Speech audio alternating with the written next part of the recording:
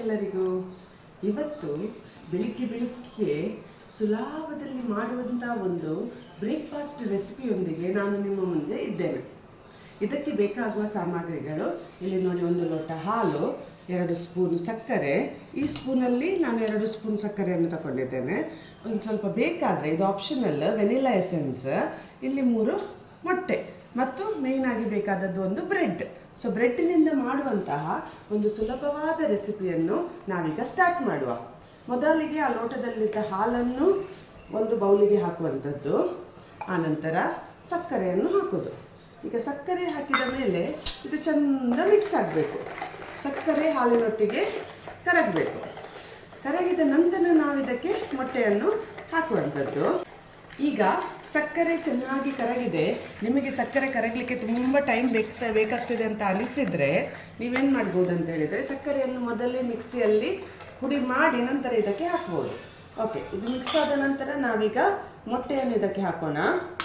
ನಾನಿಲ್ಲಿ 3 ಮೊಟ್ಟೆ ತಗೊಂಡಿದ್ದೇನೆ. ಒಂದು ಬ್ರೆಡ್ಡಿಗೆ ಇಷ್ಟು ಸಾಕಾಗ್ತದೆ. ಇಡೀ ಬ್ರೆಡ್ ನೀವು ಮಾಡೋದಾದರೆ ಅದಕ್ಕೆ 1 ಲೋಟ ಹಾಲು ಮತ್ತು 3 ಮೊಟ್ಟೆಯನ್ನು ತಗೊಂಡ್ರೆ ಆಯಿತು. ಈಗ ಇಲ್ಲಿರುವಂಥದ್ದು ನೋಡಿ, 3 ಮೊಟ್ಟೆ ಹಾಕಿದ್ದೇನೆ ನಾನು. ಈಗ ಇದನ್ನು ಚೆಂದ ಇದು ಮಿಕ್ಸ್ ಆಗಬೇಕು. ಈಗ ಅದಕ್ಕೋಸ್ಕರ ನಾನು ಇದನ್ನು ಯೂಸ್ ಮಾಡ್ತಾ ಇದ್ದೇನೆ. ಚೆಂದ ಮಾಡಿ ಇದನ್ನು ಮಿಕ್ಸ್ ಮಾಡೋದು. ಈಗ ಮೊಟ್ಟೆ ಮತ್ತು ಹಾಲು ಮತ್ತು ಸಕ್ಕರೆ, ಈಗ ಇದರಲ್ಲಿ 3 ಫ್ಲೇವರ್ ಉಂಟು. ಮೊಟ್ಟೆಯ ಫ್ಲೇವರ್, ಹಾಲಿದು ಮತ್ತು ಸಕ್ಕರೆಯ ಸಿಹಿ. ಚೆಂದ ಮಿಕ್ಸ್ ಆಗ್ತಾ ಉಂಟು ನೋಡಿ, ನಿಮಗೆ ಕಾಣ್ತಾ ಉಂಟು ಮಿಕ್ಸ್ ಆಗೋದು. ಓಕೆ, ಉಪ್ಪಿಗಿಂತ ರುಚಿ ಬೇರೆ ಇಲ್ಲ ಅಂತ ಹೇಳ್ತಾರೆ. ಸೊ ನಾವು ಸ್ವಲ್ಪ ಉಪ್ಪು ಹಾಕಲೇಬೇಕಲ್ವಾ? ಸ್ವಲ್ಪ ಉಪ್ಪನ್ನು ಸಹ ಹಾಕುವ. ಮಿಕ್ಸ್ ಮಾಡ್ತಾ ಇರುವಾಗಲೇ ಒಂದು ಸ್ವಲ್ಪ ಉಪ್ಪು ಮಾತ್ರ ಸಾಕು. ಮತ್ತು ವೆನಿಲ್ಲಾ ಎಸೆನ್ಸನ್ನು ಹಾಕ್ತಾ ಇದ್ದೇನೆ. ಇದು ಸಹ ಅಷ್ಟೇ, ಒಂದು ಸ್ವಲ್ಪ ವೆನಿಲ್ಲಾ ಎಸೆನ್ಸನ್ನು ಹಾಕುವಂಥದ್ದು ಮತ್ತು ಪುನಃ ಚಂದದಲ್ಲಿ ಇದನ್ನು ಮಿಕ್ಸ್ ಮಾಡುವಂಥದ್ದು. ಇಷ್ಟೇ ಇರೋದು ಮೇನ್ ಕೆಲಸ ಇದರಲ್ಲಿ. ಈಗ ಫಸ್ಟಿಗೆ ನಾನು ಗ್ಯಾಸ್ ಆನ್ ಮಾಡಿದ್ದೇನೆ. ತುಪ್ಪ ಹಾಕುವ. ತುಪ್ಪದ ಪರಿಮಳ ಚೆಂದ ಅಲ್ಲ? ಮಕ್ಕಳಿಗೆ ನೀವು ಇದನ್ನು ಮಾಡೋದಾದರೆ, ನಾವು ಸಹ ಎಲ್ಲರೂ ತಿನ್ಬೋದು, ತುಂಬ ಚೆಂದ ಟೇಸ್ಟ್ ಬರ್ತದೆ ಇದರಲ್ಲಿ, ಎಲ್ಲರೂ ಇಷ್ಟಪಟ್ಟು ತಿಂತಾರೆ. ಈಗ ಫಸ್ಟ್ ತುಪ್ಪ ಹಾಕಿ, ಕಾವಲಿ ಬಿಸಿಯಾಗಿದೆ, ತುಪ್ಪ ಹಾಕಿದ್ದೇನೆ. ಬ್ರೆಡ್ಡಿನ ಸ್ಲೈಸ್ಗಳನ್ನು ತಗೊಳ್ಳೋದು, ಇದರಲ್ಲಿ ಈ ರೀತಿ ಮುಳುಗಿಸೋದು ಅಥವಾ ಡಿಪ್ ಮಾಡೋದು ಮತ್ತು ಇಲ್ಲಿ ಇಡುವಂಥದ್ದು.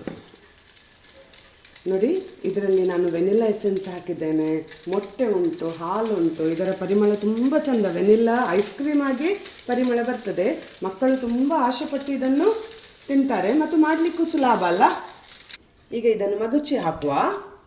ನೋಡಿ, ಈ ರೀತಿ ಚೆಂದ ಫ್ರೈ ಆಗ್ತದೆ ಅದು ತುಪ್ಪದಲ್ಲಿ.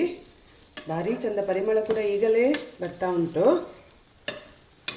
ಭಾರಿ ಸುಲಭದಲ್ಲಿ ಬೆಳಿಗ್ಗೆಯ ಈ ಕೆಲಸಕ್ಕೆ ಹೋಗಲಿಕ್ಕಿದ್ರೆ ಅಥವಾ ತುಂಬ ಅರ್ಜೆಂಟ್ ಇದ್ದರೆ ಬೇಗದಲ್ಲಿ ಮಾಡುವಂಥದ್ದು ಮತ್ತು ಟೇಸ್ಟಿ, ಎಲ್ಲರಿಗೂ ಇಷ್ಟ ಆಗುವ ರೆಸಿಪಿ ಇದು. ನೀವು ಖಂಡಿತ ಟ್ರೈ ಮಾಡಿ. ಈಗ 2 ಸೈಡ್ ಕೂಡ ಚಂದದಲ್ಲಿ ಫ್ರೈ ಆಗಿದೆ ನೋಡಿ. ಬಿಸಿ ಬಿಸಿಯಾದ ಫ್ರೆಂಚ್ ಟೋಸ್ಟ್ ತಿನ್ನಲಿಕ್ಕೆ ರೆಡಿ.